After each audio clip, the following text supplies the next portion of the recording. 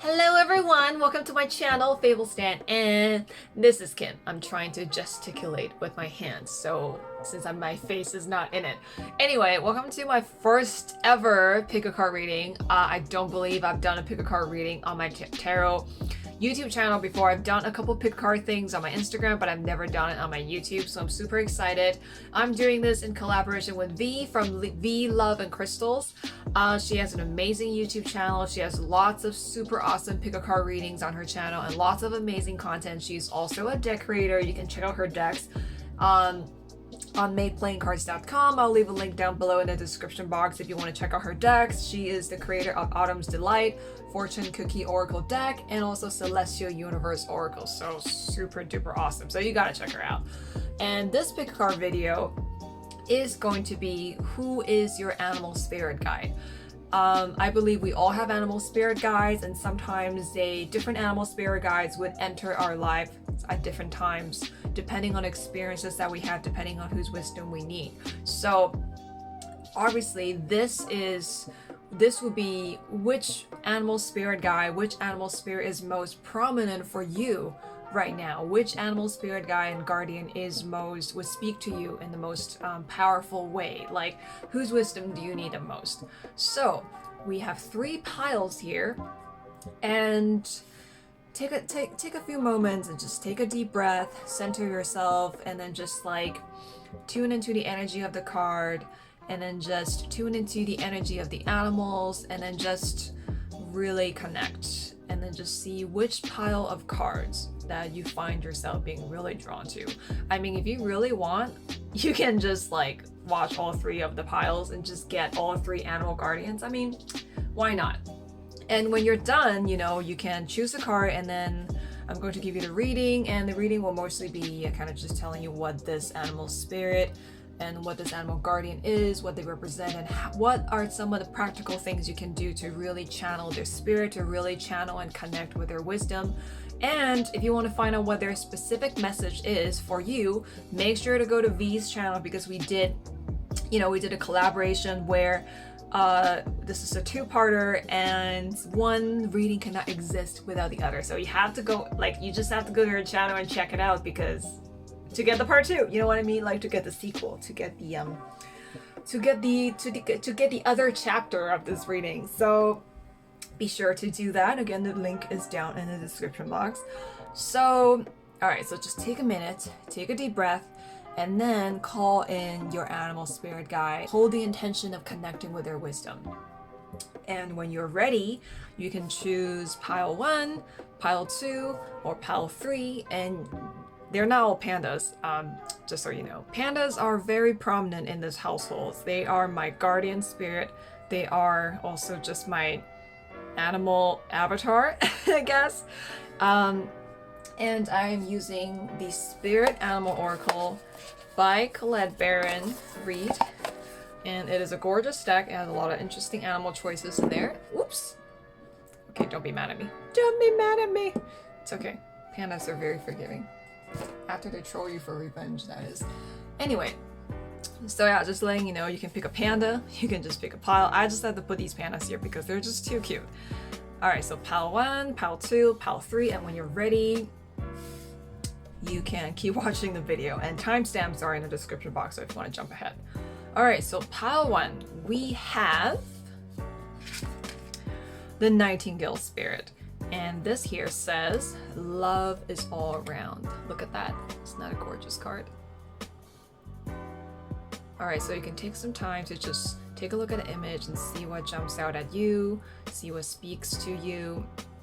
And the Nightingale Spirit is really the poetic singer of nature, right? When you think of beautiful singing, when you think of nature's music, we would often think of, well, birds, first of all, and then we would think of nightingale, because the very first thing that when I flipped over this card that I thought of was the song that Cinderella's stepsister tried to sing in Cinderella, and they were like trying to sing it very terribly, and later Cinderella kind of like did a better rendition of the song. But nightingales are the singers of nature. They're really pretty. They have a really pretty voice, and they're small but mighty, right? You don't need a powerful voice to have a beautiful singing voice. Like, you don't need a powerful voice.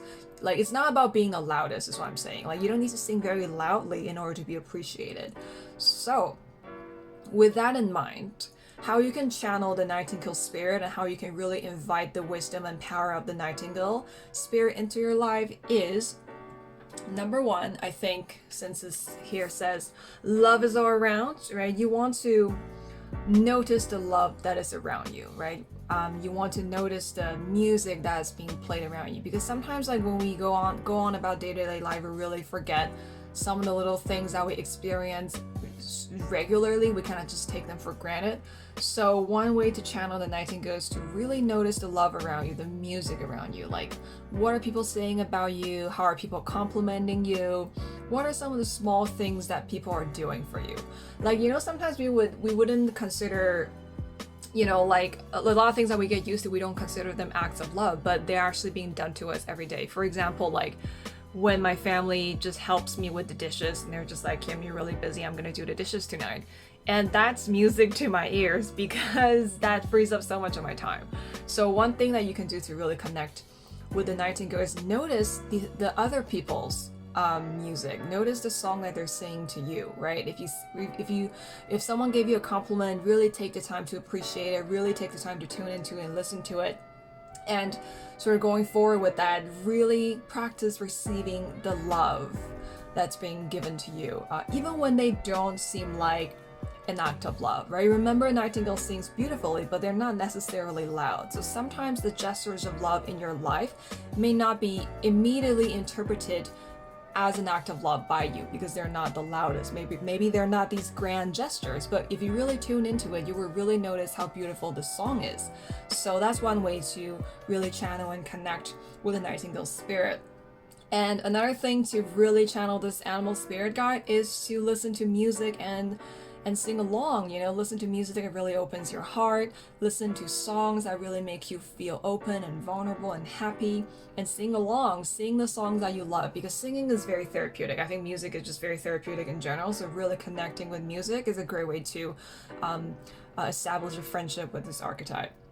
And I think last but not least, since Nightingales is all about songs and it's about love and serenading, you want to serenade yourself. And even if you don't sing to yourself, I think affirmations is a great way to connect with the nightingale. Like saying truth, like practice speaking your truth and practice complimenting yourself and appreciating the music that is within you, by saying that to yourself or by singing it to yourself. You know, singing could just be symbolic and poetic. It doesn't need to be actual singing, right? It could just be you sort of speaking words with a certain melody and music to it, and just really appreciating that about yourself and about others. So that is how you can connect with the nightingale spirit. And if you want to find out what your nightingale spirit's message is to you, make sure to head over to V's channel and check that out. So that is pile 1. Now we are moving on to pile 2. Let me just remove that little panda. Panda can just like stay there and stand guard and protect this magical space. So the second animal spirit that we have in this lineup is a bat spirit, and that says a birth is assured. So it's really funny that the bat shows up, because the first thing I thought of literally when I looked at this card is Corona, because we all know allegedly it started with the bat soup or with a bat. So it's almost comical that this card is showing up, and I kind of feel like universe sometimes has a sense of humor. It's sort of like there's some things that you dread, there's some things that you really don't want to look at, there are things that you kind of interpret first as a negative, could be a real catalyst in your life. But enough about Corona. But that's the first thing I thought of. So I kind of feel like you just need a different perspective on things, exactly what the bat represents. The bat is, the bat has a different way of seeing the world and navigating through the world. The bat, like the nightingale, is sort of very connected with sound, right? The bat is very receptive to sound. The bat uses echolocation to maneuver and to see in the dark. So it's about perceiving with a new awareness, right? It's about navigating the world in a different way. And this card also reminds me of the Hangman from Tarot, which is all about seeing things from a different perspective, which is all about sort of hanging in there so you could really cultivate that different point of view so you can move on and really learn your lessons. And also, I think bat spirit is all about the spirit of letting go, because bats need to let go in order to fly, right? They don't take off like birds. They let go first because they're usually hanging, by their feet somewhere. They need to let go in order to fly. So one way to really channel and connect with the bat spirit is, in practical ways. One thing you can do is to really try to change up your routines. Even if you're doing the same things every day, you can switch up the orders that you do them. You can switch up the sequence. Let's say you're always a morning, let's say you always exercise in the morning. Maybe you can try doing it in the evening and switching up your routines and changing things up, or just introducing some new elements into the recipe, right? To really spice things up. And also, I would say to really take the time to sit with your thoughts. I think journaling would be good, or even just talking to yourself out loud and letting out, just releasing your thoughts and emotions through talking. That nobody has to hear it, right? You can just be talking to yourself, or just like quietly murmuring to yourself. I think really taking the time to sit with your thoughts and write down your thoughts, especially the uncomfortable ones, will be good. Like anything that's bothering you lately, anything that's stressing you out, anything that's making you feel like, really stunted and that's stopping you from taking flight. I think it's really good idea to take the time to look at them and to really examine them and to really see if you have another perspective that you can tune into to really change the situation or change the energy of the situation. And yeah, like I was saying before, bats have to let go in order to take off. So I think any project you're starting, anything, like a to-do list that you have, I think you might want to try to consider alternative ways to start, to really get the momentum going, because the bats are all about unconventional takeoffs. So you might I think it's really about changing your perspective here. So I think really tune into your problem solving skills and just really write down the things that are bothering you and just kind of make peace with them and look at them and really address them and stuff. And I think another thing to really tune into the bat spirit is to practice awareness, right? It's to really practice awareness of the feedback that you're getting from the world, because bat uses echolocation. So sometimes you don't really know what the other person is like, what the situation is like, what you're really experiencing until you get feedback from them. Like you need to sort of use your voice, speak up, use your voice, ask questions, and then get the feedback and see if you get the feedback that you're looking for. And I think the powerful thing about the bat spirit is that the bat is using his voice or his echolocation to really navigate the world. He's getting information about the world to see where he needs to go and where he needs to, what obstacles he needs to avoid.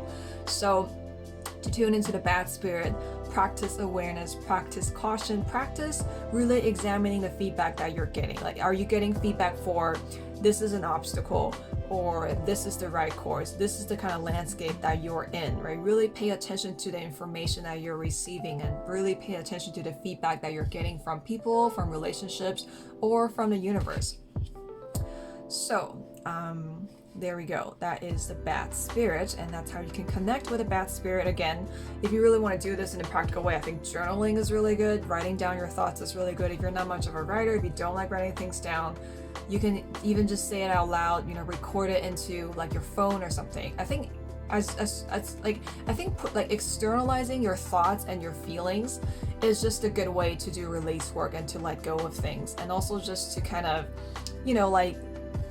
clear the cache of your brain, right? Sometimes I will be I'll have two little things that I need to do and I'll just keep them in the back of my head, and I get stressed out because I keep thinking about them. But as soon as I put them down as a to-do list, I'm just okay, I'm gonna tackle this at another time, and I'm just okay, that frees up a lot of space in my mind. So that's, externalizing your thought is just a good way to really navigate life in general, in my opinion. So, and you can kind of find ways, whatever way that works for you in order to do that.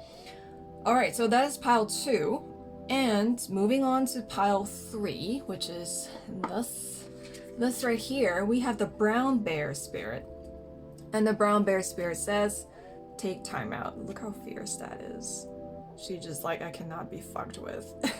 That's literally the first thing I hear when I look at this card is I cannot be fucked with. So I think bears are really interesting. We all know bears are very powerful. They're very strong.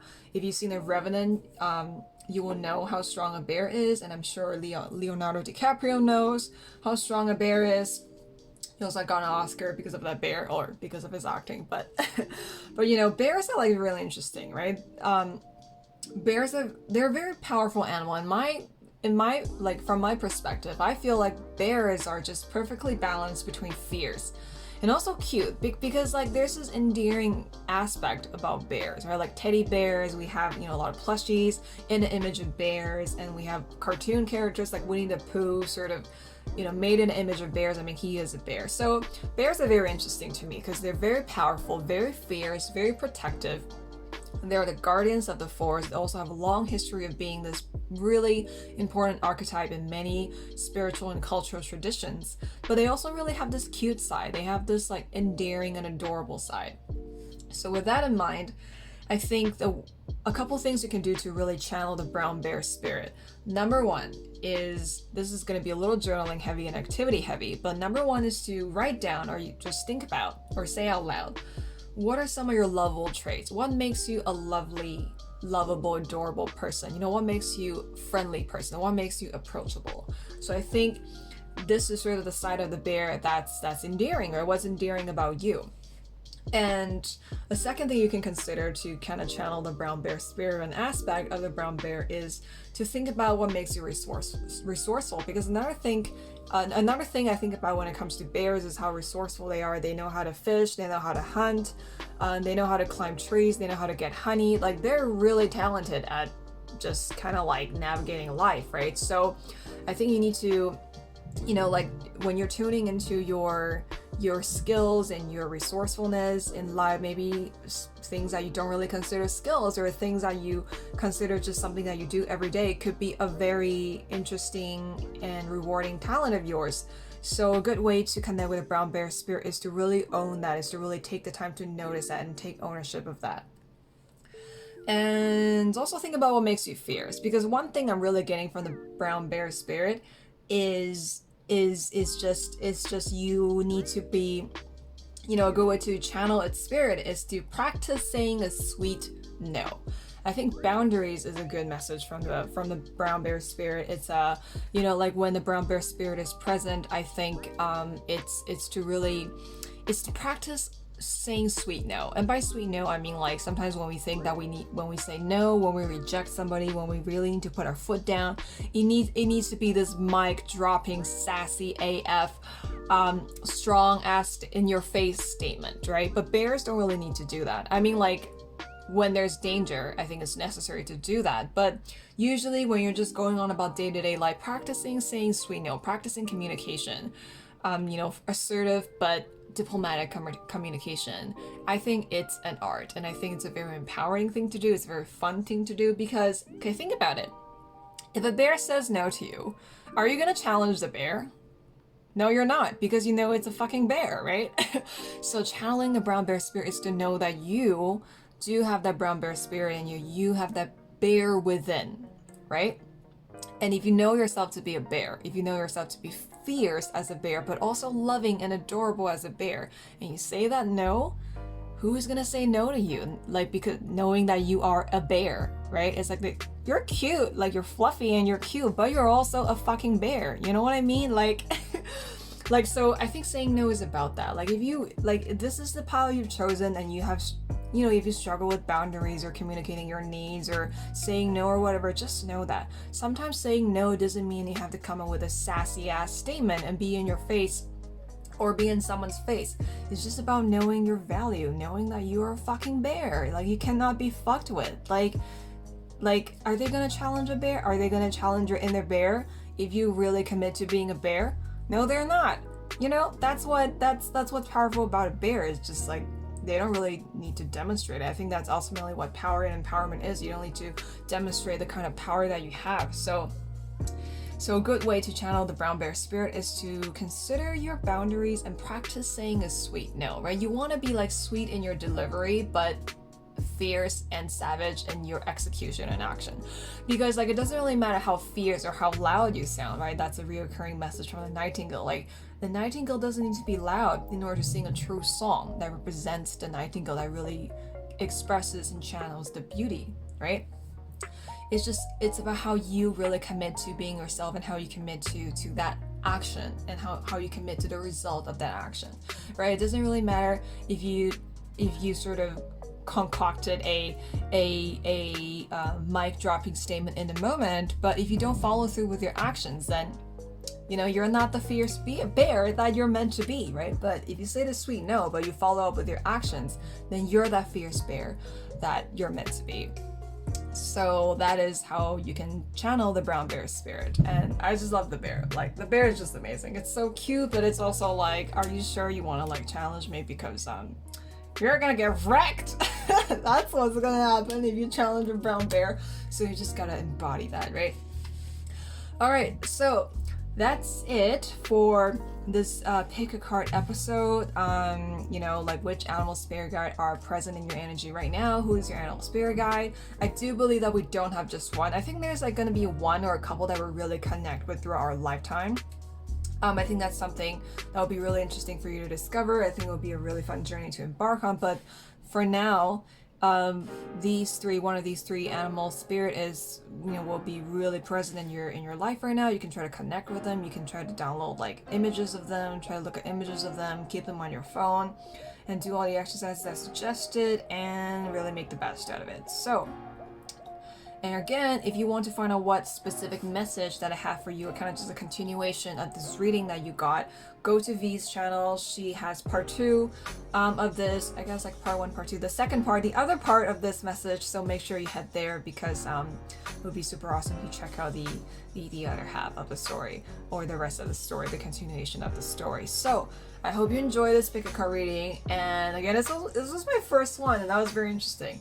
And I do want to make more. I want to do more pick a card readings about inner child, or something fun, or I don't know, like I see a lot of these on YouTube, and I always wanted to kind of just try it out, but I just never had the time. But now I'm trying to get back onto YouTube more, so hopefully I'll have a chance to do that.